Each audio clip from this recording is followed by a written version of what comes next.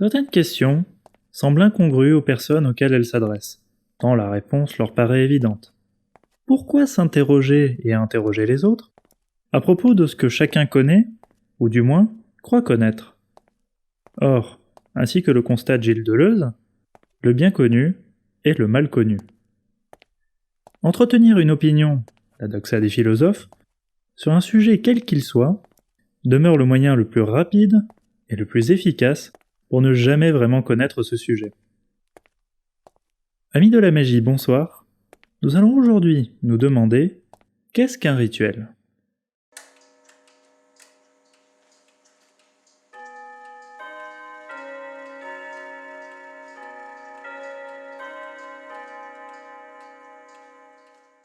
De nombreux ouvrages consacrés à la magie, que ce soit d'un point de vue strictement théorique ou éminemment pratique, proposent des définitions du rituel. Parmi toutes celles que nous avons rencontrées, nous en avons retenu 3 en raison de leur clarté. Même si, comme nous le verrons tout à l'heure, il convient de les préciser si l'on veut s'attacher à comprendre de l'intérieur ce qu'est réellement un rituel. Si nous ouvrons le Dictionnaire pratique des sciences occultes de Marianne Verneuil, à l'article rituel, nous lisons ceci. Terme générique, désignant ce qu'il faut faire conformément à la règle dogmatique ou magique. Du point de vue de son contenu, un rituel comporte des paroles à prononcer, des attitudes à prendre, des gestes à faire, des actes précis, des vêtements à arborer, etc. Le rituel désigne à la fois le déroulement des opérations prescrites, par exemple le rituel du baptême, et le recueil contenant la description des rites, comme par exemple les rituels de haute magie.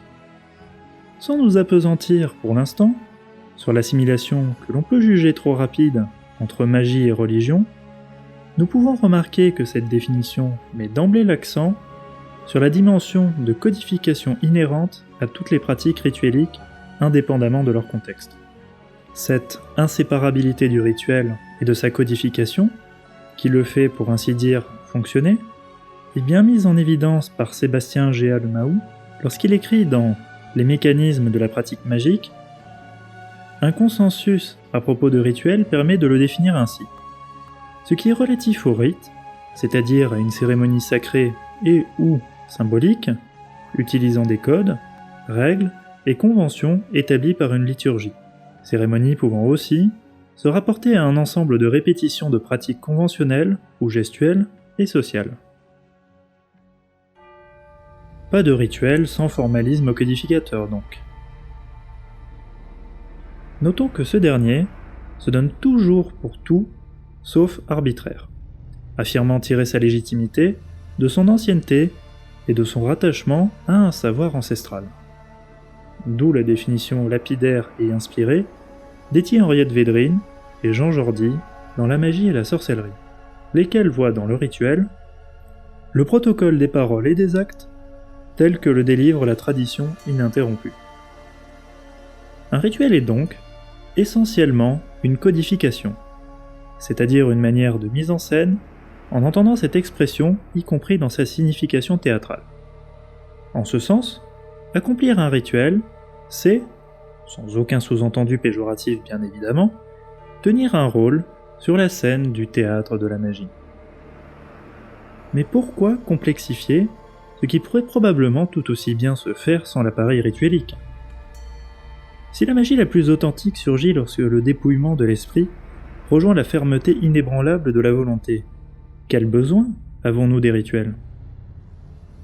N'en déplaise aux incurables adeptes du romantisme magiste, qui paraissent croire que seul l'indicible est garant de l'authenticité. La réponse est en réalité fort simple. Tout rituel digne de ce nom n'est en fait pas autre chose qu'un moyen d'obtenir un conditionnement psychologique, lequel est tout aussi bien un déconditionnement, permettant de faire sauter des verrous intérieurs, ceci afin d'inhiber, au moins temporairement, l'activité incapacitante de ce que les chaotes appellent le censeur psychique. Grosso modo, l'équivalent en magie du surmoi de la psychanalyse. Paul Huzon a incontestablement raison d'affirmer, dans son guide pratique des sorciers, sorcières et couvents de sorciers, que, pour réussir une opération de sorcellerie, il est toujours préférable de fondre votre volonté intense, votre foi et votre imagination en un seul éclair qui aille droit au but. Cela en prononçant une formule faite de mots consacrés, le charme ou l'incantation. Or, ce qui seul rend possible cette fusion, c'est la suppression des résistances psychologiques, souvent inconscientes, de l'adepte par rapport à ce qu'il a décidé de faire. Tout rituel bien accompli et donc vécu va provoquer une désinhibition en reliant en quelque sorte l'adepte à lui-même.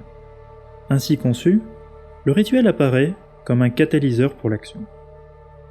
Si la définition du rituel implique la prise en compte d'un nécessaire formalisme codificateur, une nouvelle question se pose. Quelle est donc la différence entre un rituel magique et un rituel religieux ? À cette question, nous répondrons simplement ceci. Le rituel magique se distingue du rituel religieux dans la mesure où l'adepte sait, alors que le dévot croit. Ce qui signifie que le second reproduit des formes dont le sens profond lui échappe la plupart du temps, parce qu'il a été conditionné à penser que dans ces formes réside le bien et le vrai. Tout à l'inverse, le premier accomplit des actes en ne voyant en ceux-ci que ce qu'ils sont réellement, de simples outils au service de sa volonté. Le dévot croit de tout son être dans la sacralité des rituels de sa religion, faute de quoi son monde s'écroulerait, alors que l'adepte sait que tout sacré n'est finalement qu'un trompe-l'œil. Nous retrouvons ici l'opposition fondamentale de la magie et de la religion. Mais ça, c'est un autre sujet.